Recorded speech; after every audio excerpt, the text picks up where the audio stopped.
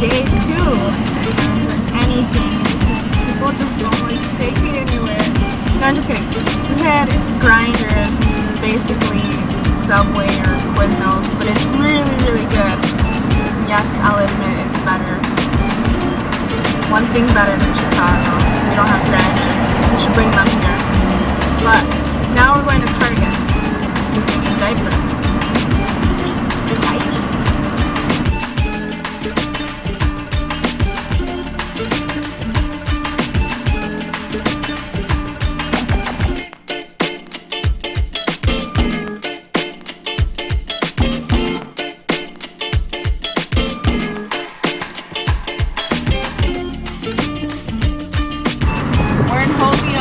Where volleyball was invented. It's like the Indiana of Chicago. It stinks. So it's horrible.